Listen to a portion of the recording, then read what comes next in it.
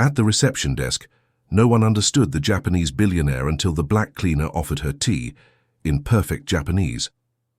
"That Asian woman has been disrupting the reception for nearly an hour," snapped Evelyn Carter, the sharp-tongued manager of the prestigious Monarch Royal Hotel. She waved her manicured hands in frustration while 3 certified translators exchanged helpless glances, their efforts failing one after another.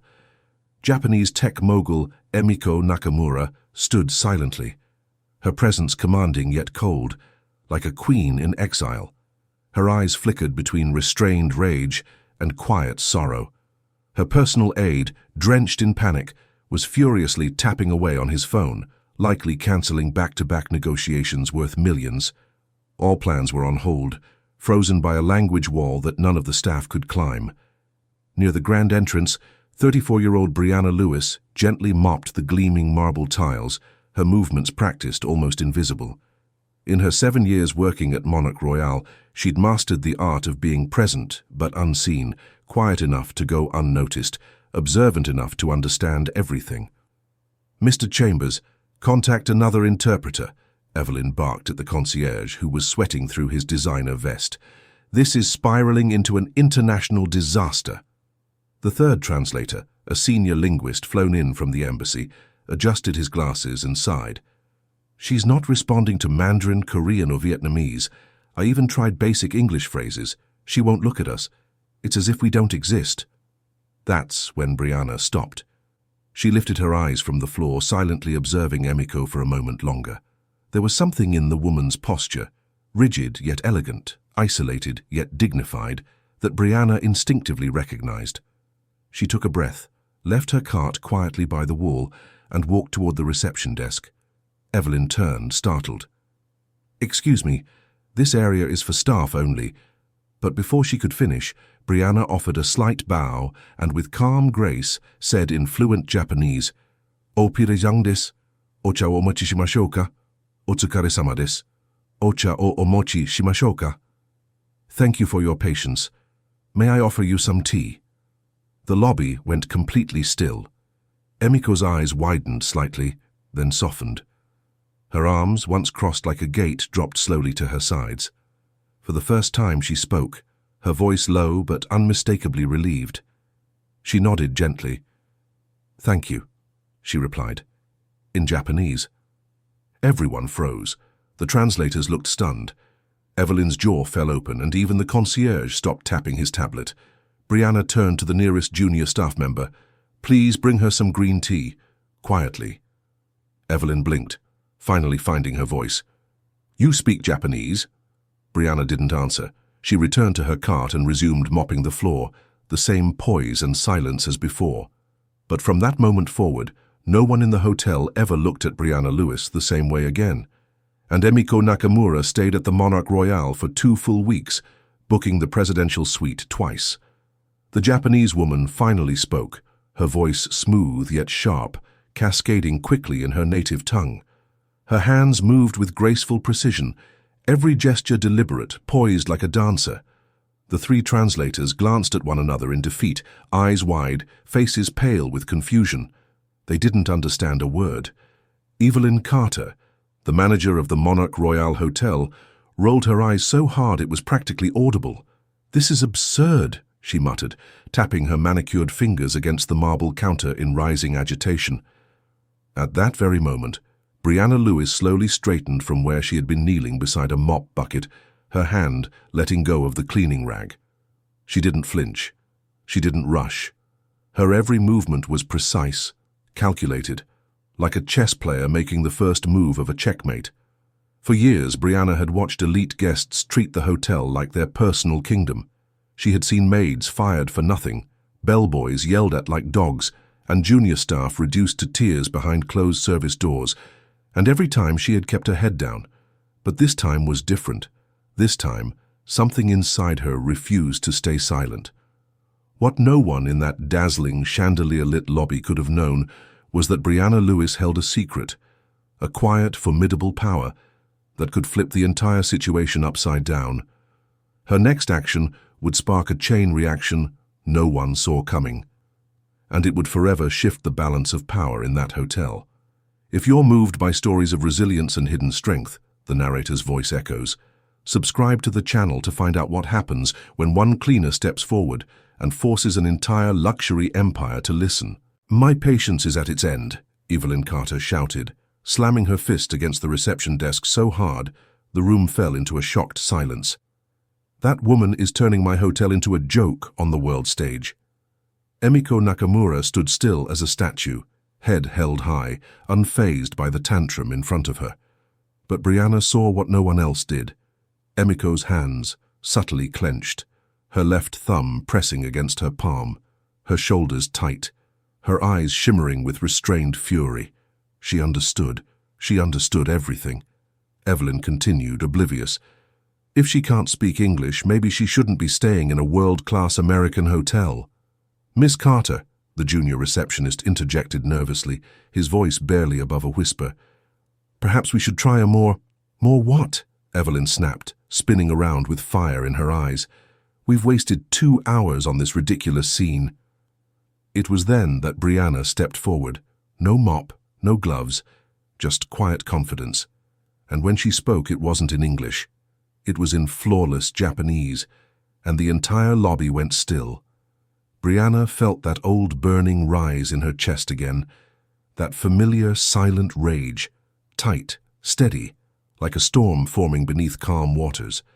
It was the same feeling she had carried so many times before, the feeling she'd buried behind polite smiles and lowered eyes as rich guests walked through her like she was air. Her grip on the broom tightened. She had seen this all before, arrogance parading as authority, cruelty dressed in corporate tone. Every word from Evelyn Carter scraped against her nerves, echoing every insult she'd swallowed in the name of keeping a job. "Look at this," Evelyn exclaimed, waving dramatically toward the silent woman at the center of the storm. "We're holding one of our most exclusive suites for someone who can't even ask for an extra towel. Miss Carter, please," the concierge tried gently. But Evelyn was long past reason. No more sugarcoating. This is America. This is a luxury hotel. If you want top-tier service, speak the language. Enough with all this politically correct nonsense. Brianna's stomach turned, her breath caught. For a moment, the lobby around her disappeared, and she was back in that cramped break room 2 years ago, watching a supervisor scream at her friend, a Latina housekeeper, for mispronouncing laundry. Brianna had stepped in, defended her, and lost her job for it. The irony was cruel. No one had ever asked what she knew. No one had cared that Brianna spoke 5 languages, that she'd once translated for refugee children in international shelters, that she had sat in dusty classrooms in Ghana and rainy sidewalks in Tokyo, giving her time, her empathy, her voice. But back in America, she was just the help. She had buried that past to survive. But right now, watching Evelyn Carter gesture toward Emiko Nakamura like she was some kind of burden, not a guest, not a human being, but an inconvenience to be swept away, something inside Brianna cracked. "Perhaps we should call security," Evelyn said coolly, narrowing her eyes toward Emiko. "If she can't communicate properly, she clearly doesn't belong in this establishment." The words dropped like ice into the room. There was a subtle shift in the air, an unspoken ripple of discomfort passing through the gathered staff and guests. No one moved. And then Emiko lifted her chin. She didn't flinch. She didn't speak. But her posture screamed dignity. Her silence was louder than Evelyn's outburst. She had become a mirror, reflecting back the ugliness around her with calm, quiet strength. Brianna stepped forward. Her broom fell gently against the marble. And this time, she didn't hesitate. She crossed the lobby floor slowly but firmly, each step echoing like a drumbeat of defiance. When she reached Emiko, she bowed slightly, deep enough to show respect, but not submission. Then, in crystal-clear Japanese, she spoke. "Gomiho wo kakeshite moshiwae gozaimasen. Onomimono o machi shimashou ka? We deeply apologize for the inconvenience. May I bring you a drink?" Gasps swept through the room. Evelyn turned, stunned, her voice caught in her throat. Emiko blinked once, then smiled, soft and knowing. She replied in perfect Japanese, and this time everyone listened. Brianna had spent countless nights studying, not just grammar and vocabulary, but culture. She'd immersed herself in the subtleties of etiquette, gesture, tone. It wasn't just about speaking Japanese fluently, it was about understanding it, respecting it. Her motivation hadn't been money or recognition, but the quiet mission of standing beside those silenced by barriers she'd once faced herself. "You know what really pisses me off?"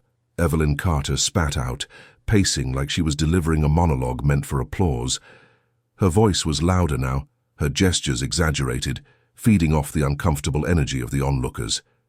"It's this entitlement, this idea that we're supposed to adapt to them.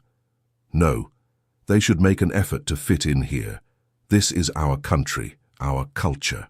Across the lobby, Emiko Nakamura's assistant stiffened. His composure cracked. He leaned in and began whispering rapidly to Emiko in Japanese, his fingers already working furiously over his phone.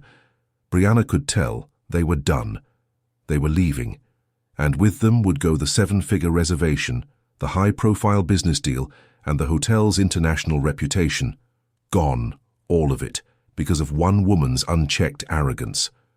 But Evelyn remained oblivious, too consumed by her own performance to notice the damage she was causing. Her voice echoed through the vaulted lobby, dripping with entitlement, each word slicing deeper into the fragile dignity of the moment.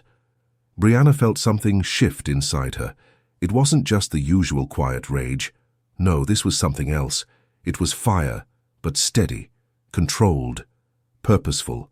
It was a strength honed over years of swallowing injustice, of walking away when she wanted to speak, of knowing exactly who she was while pretending she didn't. She looked up and caught Emiko's gaze. For the briefest of seconds, nothing else existed. No crowd, no noise, no hotel politics, just two women, two worlds, linked by a silent recognition. They both knew what was happening. Emiko leaned to her assistant and murmured something. He nodded and began typing again, more urgently now. Brianna didn't need to guess. Emails were being sent. Contracts were being cancelled. Not just a room booking, but million-dollar opportunities evaporating with every tick of the clock. And still, Evelyn kept going, ignorant of the storm she was unleashing. Every vile sentence, every smug shrug, every sweeping generalization was being imprinted into Brianna's memory, not out of anger, but out of clarity. Because sometimes strength isn't a loud confrontation. Sometimes strength is the quiet decision to act when no one expects you to. Brianna stood up straighter. The tension in the lobby was thick enough to cut with a knife. Everyone seemed frozen, waiting for something to break. And just as Evelyn prepared for her next tirade, something began to glow behind Brianna's eyes. Not fear, not hesitation, but resolve. It was the kind of look born from years of knowing your worth, even when the world refuses to see it. The kind of look that says, "This ends now." Brianna Lewis had made her decision.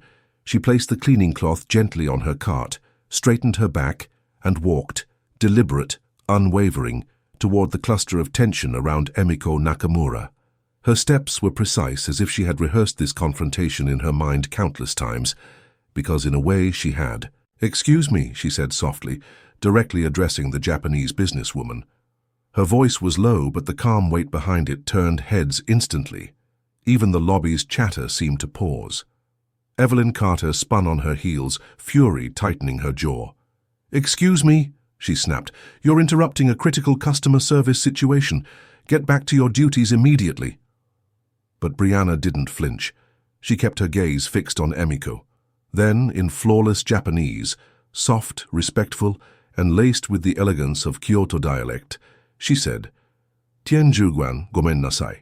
Kono kata no taiyou ga shiri deshita. Anata no saizai wo kokoro kara kankei itashimasu." "Tanaka-san, please forgive us. The behavior you've experienced was deeply disrespectful. You are truly welcome here." A hush swept through the lobby. Emiko Nakamura blinked slowly, as if unsure whether she had imagined the words. Her entire demeanor shifted, from guarded and offended to visibly moved. Then came surprise, relief, and finally, something deeper, curiosity. "Anata, riben yu shangsho desu ne." "You speak Japanese fluently?" she asked, her voice filled with astonishment. Brianna bowed her head slightly, replying humbly, "Hai shaoshi dake wasimasu, demo mada benkyou jun desu." Yes, just a little. I'm still learning. But her modesty couldn't hide the truth. Her pronunciation was impeccable. Her tone carried the confidence of deep respect and years of dedication. Evelyn Carter stood frozen, mouth agape, utterly stunned. The translators looked at one another in sheer embarrassment, their posture deflating as they realized that the invisible cleaning woman had in under a minute accomplished what they hadn't managed all morning. "That's impossible," Evelyn finally choked out, a note of panic edging her voice. "You can't just... how can a cleaning lady—" But Emiko raised a graceful hand and silenced her with a subtle gesture. She turned her full attention to Brianna again. "Denny Susan, doko de rihonyu o berabareta no desu ka? Fatsuun ga totemo kirei desu." "Ms. Denise, where did you learn Japanese? Your pronunciation is beautiful." Brianna, who hadn't heard her full name spoken in hours, smiled softly, almost shyly. "I volunteered for 2 years at a community center in Chicago," she answered in English. "Most of the people there were Japanese immigrants. I listened more than I spoke." Emiko's eyes lit up, not just with appreciation, but with respect. In that instant, the entire power dynamic of the lobby shifted. Brianna Lewis's reply, delivered with perfect Kyoto intonation, was like a key turning in an invisible lock. "Jindu no daigaku de benkyou shimashita. Nihon no bunka ga daisuki desu." "I studied at a university in Kyoto. I love Japanese culture." Emiko Nakamura's eyes lit up with genuine warmth. This woman, this quiet, invisible cleaning lady, didn't just speak her language. She understood it. She carried the rhythm of respect, the cadence of someone who had truly immersed herself in the culture, not just memorized words from a textbook. Across the lobby, Evelyn Carter's composure crumbled. Her voice trembled on the edge of hysteria. This can't be happening. You're a cleaning lady. You're not even supposed to talk to the guests." Her volume rose enough to draw uncomfortable glances from the elite clientele still lingering in the lobby, their whispers now sharp with curiosity. At that moment, Marcus Johnson, the senior concierge and the only other black employee in a leadership role at the Monarch Royale, approached with a calm, steady authority. He had observed the entire ordeal from a distance, his expression a careful blend of professional restraint and silent admiration for Brianna's courage. "Miss Carter," he said evenly, his voice like a grounding note in the chaos, "perhaps we should allow the situation to resolve itself naturally. Our guest appears to finally be receiving proper attention." "Attention from a cleaning lady?" Evelyn shrieked, the last threads of her professionalism snapping. "Marcus, are you seeing this? This person, she's creating an international scandal." The temperature in the room seemed to drop a degree. Emiko Nakamura, who had silently observed the meltdown with the cool poise of a seasoned negotiator, finally turned to Evelyn. Her gaze was frigid, the kind of look that cut without words. And then she spoke, in perfect English, clear and resonant, carrying the authority of someone accustomed to commanding entire boardrooms. "The only person creating a scandal here is you, Miss Carter." The effect was immediate. Evelyn staggered as if struck, her painted lips parting in shock. You speak English?" she stammered, her voice small now. "Fluent," Emiko replied, her tone like polished steel. "And I have understood every single word of the racist, xenophobic insults you've hurled for the past 2 hours." A ripple moved through the lobby. Guests exchanged glances, their whispers turning to audible murmurs. Expressions shifted, from polite discomfort to clear disapproval. A few raised their phones, discreetly recording what had become a career-ending spectacle. Evelyn's face drained of color. For the first time all morning, she was silent. Marcus stepped forward, placing himself subtly at Brianna's side, his tone formal and firm. "Miss Lewis," he said, using her last name in a gesture of respect rarely extended to housekeeping staff, "thank you for your exceptional assistance in this delicate matter." In that instant, the hierarchy of the hotel shifted. The invisible woman had become the most powerful person in the room. Denise nodded respectfully, but her eyes told a different story now. Gone was the quiet resignation of someone who had spent years blending into the background. What replaced it was something electric, a quiet, unshakable determination. The kind of strength that comes when a person finally decides it is time to be seen. Tenjong-san, Tanaka-san, she continued in measured Japanese, her voice as smooth as glass. もしよろしければ、ご予約に関する誤解を少しだけ説明させてください。すぐに解決できると思います。If you'll allow me, I'd like to clear up a few misunderstandings regarding your reservation. I believe we can resolve everything quickly. Emiko Nakamura's eyes softened. Gratitude flickered there, joined by something new. Genuine curiosity about this extraordinary woman who had emerged from the shadows just when she needed her most. Sandra Morrison, however, could feel control slipping through her manicured fingers. Desperation gave her voice a sharp edge as she tried to reassert her dominance. Denise Washington, you are officially suspended. Leave your duties immediately. The threat cracked through the lobby like a whip, but this time it didn't land the way she intended. Denise turned her head slowly, her gaze locking with Sandra's. Every witness in the lobby could see it.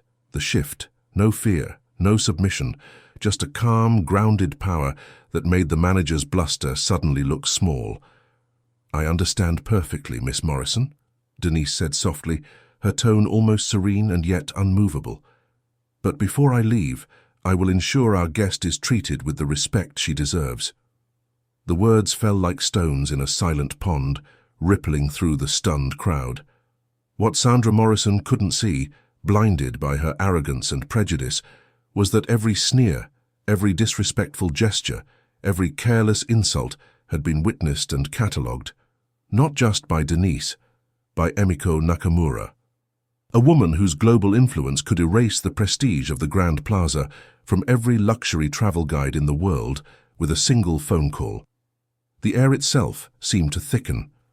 Guests and staff alike held their breath, sensing that something extraordinary was about to happen.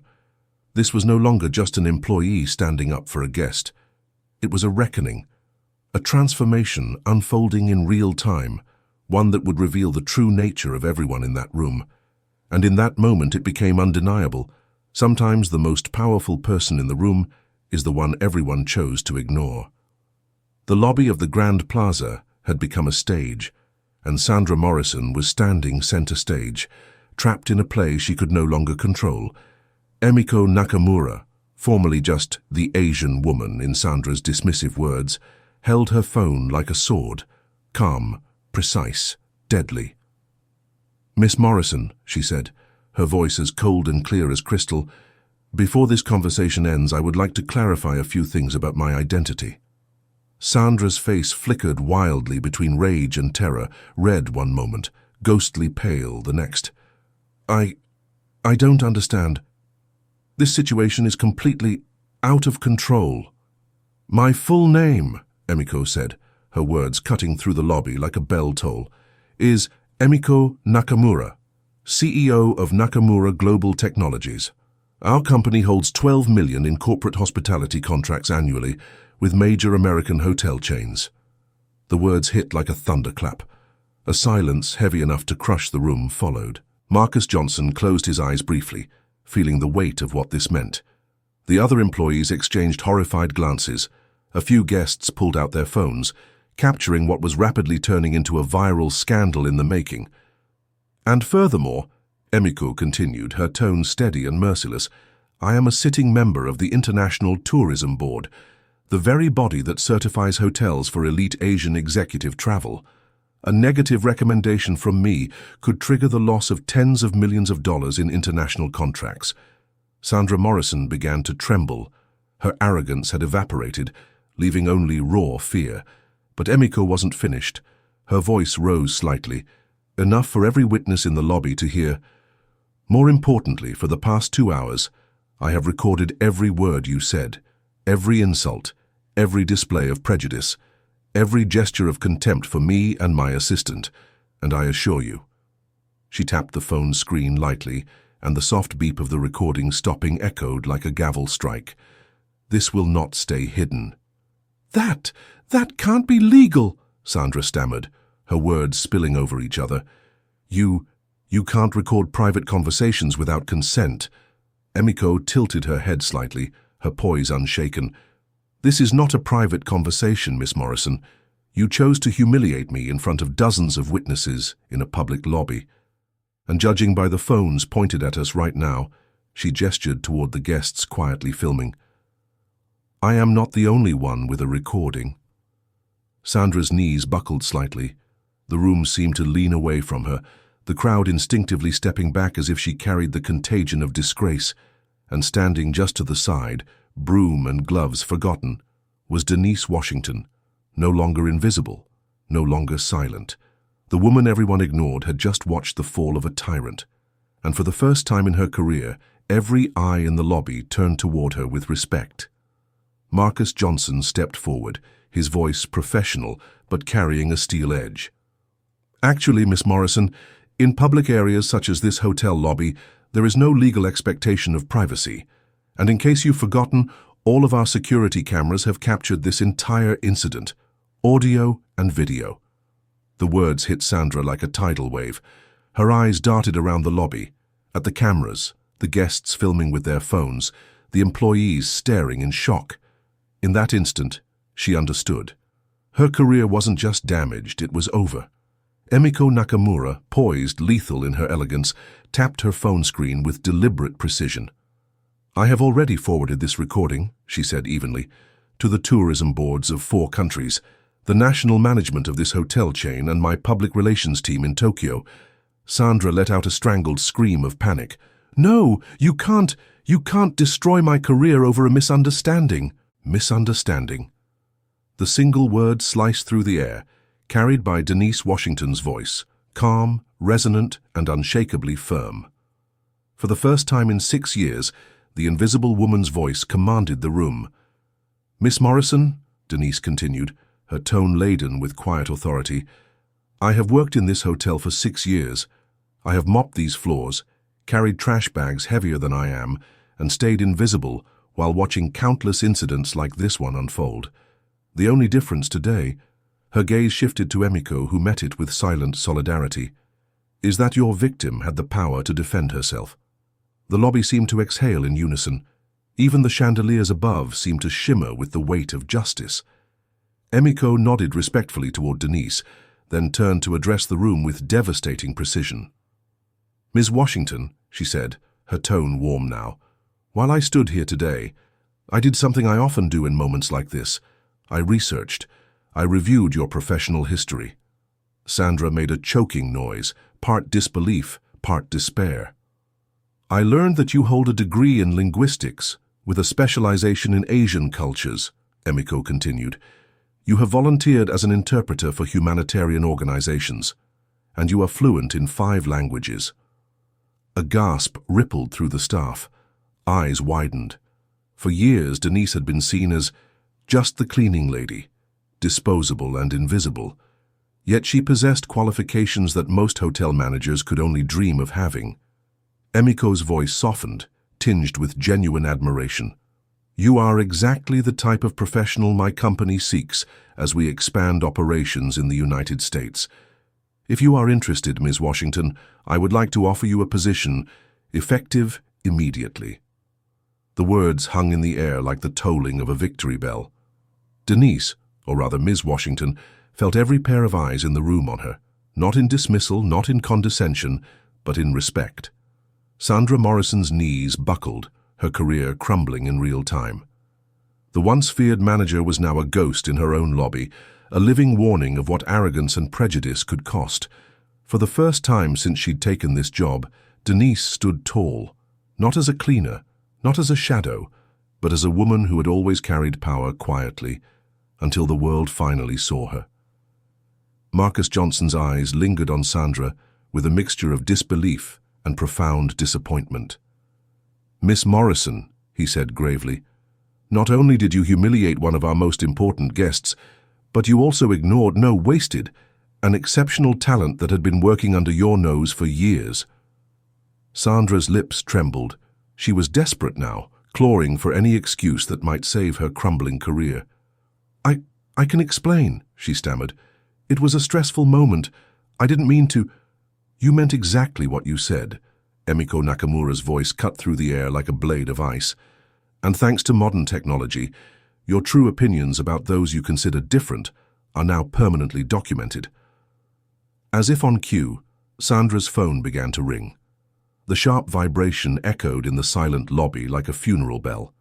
Her hands shook so badly she almost dropped it. She fumbled to answer. Shh. Hello? Her voice was a strangled whisper. Yes, Mr. Davidson. I can explain. No, sir, I didn't know she was... Her words trailed off, her excuses collapsing under the weight of reality. While Sandra sputtered into the phone, Emiko turned to Denise Washington with a warm smile and an offer that would change her life forever. Ms. Washington, she said, her tone now filled with genuine respect. I would like to offer you a position as coordinator of intercultural relations at our American branch. Your starting salary will be $90,000 per year, with full benefits. If you accept, you would begin immediately. A stunned silence rippled through the lobby. The same employees who had spent years barely noticing Denise now stared at her in awe. Guests who had witnessed the entire ordeal exchanged impressed whispers. In a matter of hours, the woman who had mopped floors and emptied trash cans had risen to an international executive because she had the courage to act when it mattered most. Across the room, Sandra Morrison ended her phone call with trembling hands. Her face was ghostly pale, her lipstick smudged, her entire posture deflated. I've been fired, she said, her voice cracking. Fired for cause. I'll never work in the hotel industry again. No one replied. Sandra's fall was complete. Career, reputation, and dignity shattered in a single morning. Meanwhile, Denise Washington, no longer invisible, no longer underestimated, stood taller than ever before. She had been the quietest person in the room, yet her voice, her integrity, and her talent had changed everything. And as she shook Emiko Nakamura's hand, Denise realized something profound. She had spent years cleaning up after other people's messes. Now, she was finally stepping into a life where she would never be invisible again. As Sandra Morrison gathered her belongings under the cold, contemptuous stares of the very colleagues who had once praised her, a single question seemed to hang in the air like a silent verdict. Could one act of courage and dignity completely rewrite the rules of power and respect that had ruled this place for decades? The lobby, once her stage, now felt like a courtroom, and the verdict was clear. Sometimes, true revolution doesn't start with a protest or a speech. Sometimes it begins with someone who simply refuses to remain invisible in the face of injustice. 6 months later. The skyline shimmered outside the floor-to-ceiling windows of Tanaka Technology International's executive floor. Denise Washington sat in her sleek office, the hum of the city below a far cry from the quiet murmur of hotel hallways she had once mopped. The polished desk, the framed awards, the view, it all spoke of a transformation not just in title, but in life. As coordinator of intercultural relations, she had already launched diversity initiatives in 12 partner companies, built commercial bridges between marginalized communities and multinational corporations, designed cultural training programs that were quickly becoming a national benchmark for corporate inclusion. A soft knock on her door pulled her from the view. "Denise," said Marcus Johnson, now dressed in a tailored suit, "the meeting with the Japanese executives is confirmed for 3 Denise smiled. Marcus had left the Grand Plaza soon after her promotion, choosing to work as her right hand in a company where integrity was valued. Together, they had become a team that recognized hidden talent wherever it lived. "Perfect, Marcus. And how's our new intern?" she asked, thinking of the young Latina woman she had discovered scrubbing floors in another luxury hotel. A girl fluent in 4 languages, yet invisible to her management, just as Denise once had been. "She's thriving," Marcus replied with a grin. "Just like you predicted." Denise leaned back in her chair, feeling a profound sense of purpose. Lifting others up wasn't just a job, it was a calling. Across town, in a dim, peeling apartment, Sandra Morrison sat hunched over a stack of newspapers. She circled job listings with a shaking hand, her world now a far cry from the polished marble and chandeliers she once ruled over. The scandal of her xenophobic tirade had gone national after Emiko Nakamura released the recordings. Her name had become a warning story in the hospitality industry. No prestigious hotel would even glance at her resume. The woman who had once barked orders and flaunted authority now lived in the silence of irrelevance, a prisoner of her own arrogance. Meanwhile, high above the city, Denise Washington smiled at the horizon. She had risen from invisibility not with anger, but with courage, integrity, and unshakable dignity. And in that moment, she understood a truth she would carry forever. Sometimes the most powerful revolutions begin in the quietest corners. Sandra Morrison's downfall had been total. Her family had distanced themselves after the public exposure of her prejudices. She had lost not only her career, but also her social standing and financial identity. Social media refused to let her forget. Viral clips of her xenophobic tirade in the Grand Plaza lobby, still resurfaced regularly, shared as a cautionary tale. She had become a national symbol of how arrogance and prejudice could destroy a life in hours, not years. Every attempt to rebuild her image failed. Every job interview ended the same way, a polite rejection, followed by the faint shadow of recognition in the recruiter's eyes. Meanwhile, across the city, the Grand Plaza Hotel had been reborn. After the scandal that nearly shattered its reputation, new management implemented sweeping reforms, rigorous diversity and inclusion programs, mandatory cultural sensitivity training, promotion policies based purely on merit and competence. Emiko Nakamura didn't just return as a guest, she became a minority investor, guaranteeing that the hotel's transformation would be permanent and meaningful. Under her influence, the Grand Plaza evolved into a national model of inclusive hospitality, a story celebrated in business magazines and industry conferences alike. "You know what makes me most proud about this whole story?" Emiko said one afternoon, as she and Denise shared lunch in her favorite Japanese restaurant. She smiled softly. "It wasn't just helping you find your true place in the world. It was proving that when we recognize and value genuine diversity, everyone wins." Denise nodded, the memory of that fateful lobby scene still vivid in her mind. "For years I believed my education and skills were worthless because the people around me refused to see them," she said. "I finally realized the problem was never with me." "And Sandra Morrison?" Emiko asked gently, without a trace of malice. Denise took a sip of tea before answering with quiet dignity. "I hear she's working as a department store clerk," she said. Then, after a pause, she added, "I sincerely hope she's learned something about respect and humility. True justice isn't about destroying people, it's about creating opportunities for everyone to grow." That afternoon, Denise returned to her new world, the executive floor of Tanaka Technology International. She led a video conference with executives from 5 different countries, seamlessly translating and mediating multi-million-dollar negotiations with the same quiet composure she once carried through hotel hallways, broom in hand. As she ended the call, a moment of reflection washed over her. From scrubbing marble floors to commanding international boardrooms, her journey was a testament to courage, dignity, and the power of never letting anyone define your worth. She smiled at the skyline outside her office window. She was no longer invisible, and she would never be invisible again. Her story became an inspiration to thousands. It spread across social media, in documentaries and through packed auditoriums, where Denise Washington now stood as a keynote speaker. Not as a tale of revenge, but as a living proof that true power lies in recognizing your own worth, even when the world tries to erase it. The most powerful lesson she shared with audiences around the globe was simple yet profound.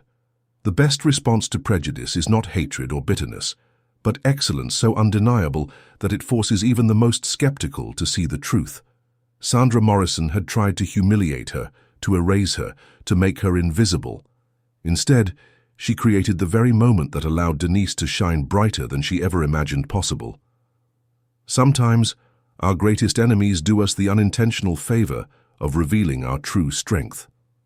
Today, Denise Washington leads one of the most successful divisions of Tanaka Technology International, shaping global initiatives and inspiring change.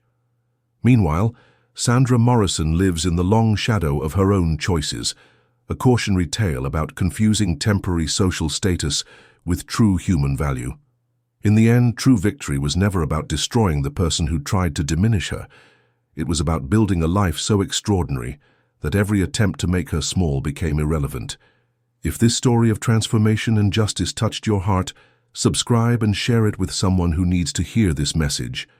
Your value is not determined by the recognition of others, but by your courage to reveal your greatness, even when no one else believes in you. Thank you so much for watching and supporting my channel. Your love, comments, and shares means everything to me. Let's keep growing.